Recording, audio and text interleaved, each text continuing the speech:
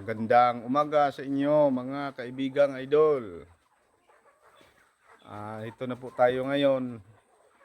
Nakabalik na po tayo mag-vlog kasi busy kasi tayo. Ngayon pa lang ako nakapag-vlog uli dahil sa marami tayong trabaho. Kaya ngayon idol, pakita ko sa inyo dito yung mga ginagawa ko dito sa manukang ko. Pero bago ito, magpakain muna tayo sa alaga nating mga native na manok. Ito sila naghihintay na sila mga idol. Yan, naghihintay na. Kasi mag-alas 9 na yata ngayon. Hindi ko pa napakain kasi naghahanda pa rin ako ng ibang pakain sa mga manok kong mga panabong.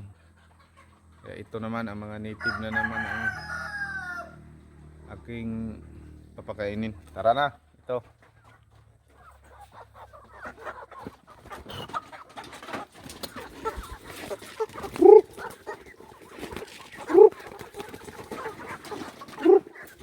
Pasok tayo idol para makita natin dito ang manok natin. Yan siguro nasa mga ito, nasa mga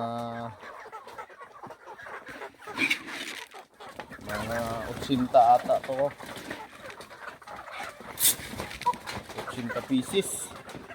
Yan mga idol malalaki na sila. Going 4 months na to, pwede na silang makatay, pwede nang maulam. Yan mga idol, ganda nila tingnan. Yan dito, ito yung mga punong saging na to. Ito ang mga pakain natin sa kanila kung alas 10 magpapa-snack tayo ng saging. Yan. Sa umaga kainan ko sila ng pure feeds, kunting-kunti lang ito mga idol yan kunti lang para organic talaga yung nila, yung kanilang karne. Masarap kainin lalo na sa tinula mga idol. Ito yung ko dito sa kabila. Ito yung tulugan nila dito. Yan dito sila matutulog sa gabi. Yan dito yung tulugan nila. Yung mga pakainan nila ito para hindi sila mabasa sa ulan pag umulan. Dito sa loob yung kanilang mga pakainan. Pero kung tag-init naman, ayan, may pakainan din sila sa labas kung tuwing tag-init. Ayan yan sila. Dito sa kabila meron din tayo ditong isang breeding pin. Yan, ito ang breeding pin ko. Yan, yan ko palahiin yung mga inahin. Pero pag maramihan na, pag maraming mag-order, magpapaitlog talaga ako ng siguro mga 50 pieces na mga inahin at isasalang ko na lang sa incubator para mas madalian yung pagpisa, lalo na kung may mag-order sa akin ng mga sisiw. So mga idol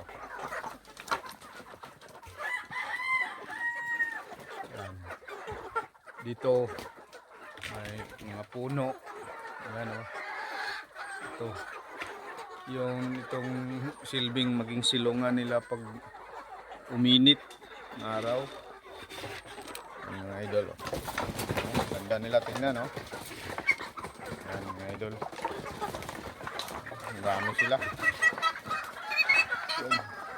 Pero may iba nito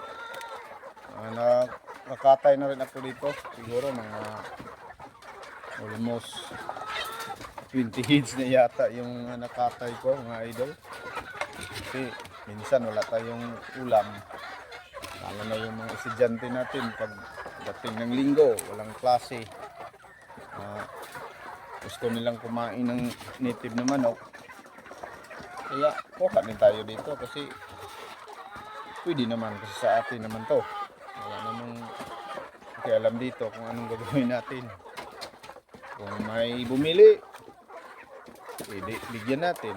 Pag gusto tayong kumain, kakain tayo kahit anong oras. Diba mga idol? Yan. Ano? Dami nila mga idol.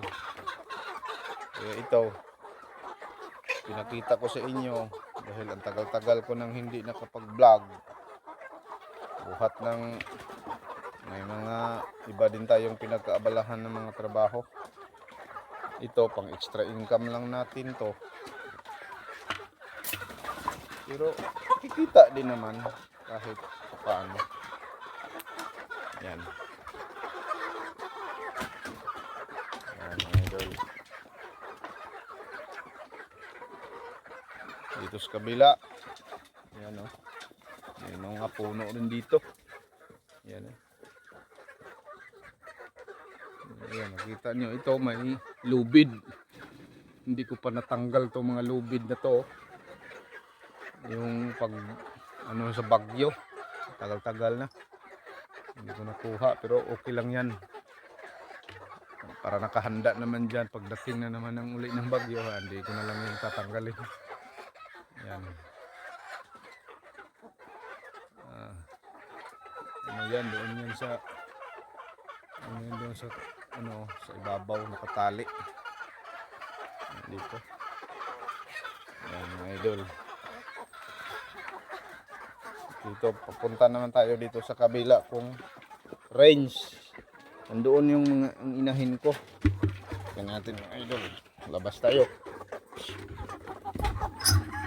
Ito. Yung isa, palabas. Diyan muna kayo ha. Punta ako sa kabila. Sige. Yan dito, pasok tayo dito sa ano ko. Yan. Ito, yung building na to idol, iba rin to. Ito yung building ko sa mga broiler na organic broiler. Ayan o, bago pa to natapos. Ito, hindi ko pa nalagyan pa ng mga manok. Kasi nagdisinfect din ako dito sa ibang mga kulungan ko kasi siguro mga 5 na batch na yung nailagay ko, hindi ko pa na disinfect kaya wala muna itong nakalagay. Yan o, dami dito, may mga brooder dito. Ayan. Yan o, walang laman to, meron dito ang konti lang to native. Ilagay ko yung mga nagkasipon-sipon ng konti.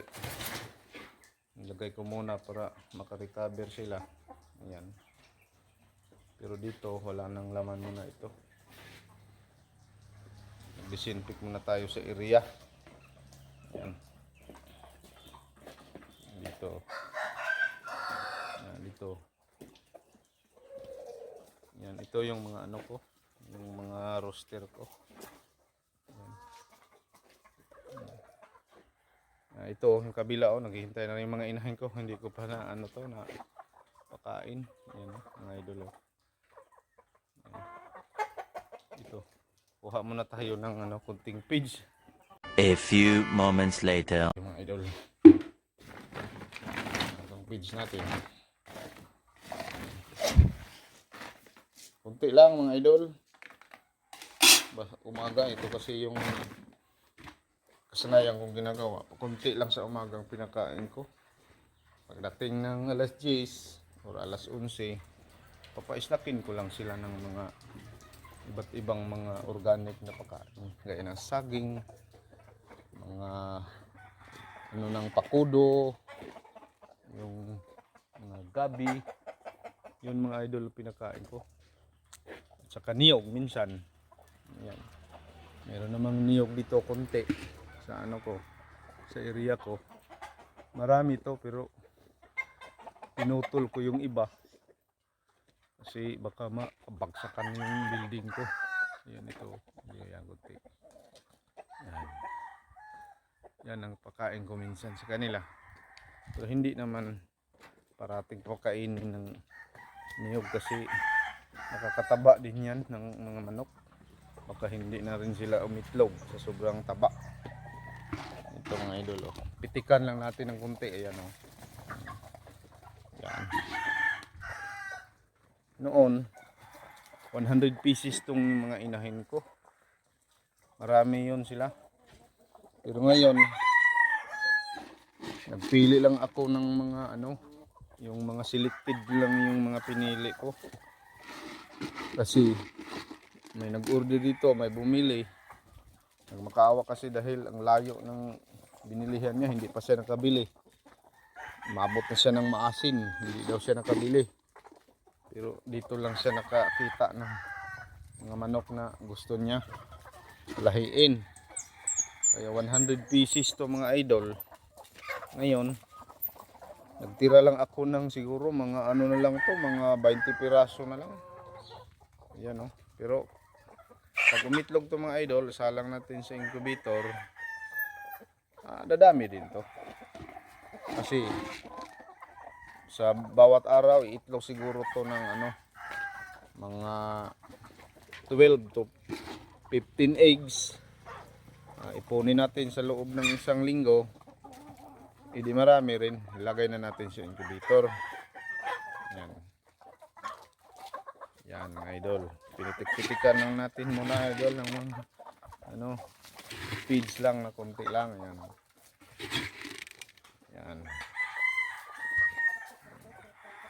Yan doon, yung bahay nila dyan, tuwing gabi, dyan sila, oh. Dyan sila matutulog. At saka dito sa kabila naman, sisilong din sila dyan pag tag-init. Ayan, oh. Yan mga idol.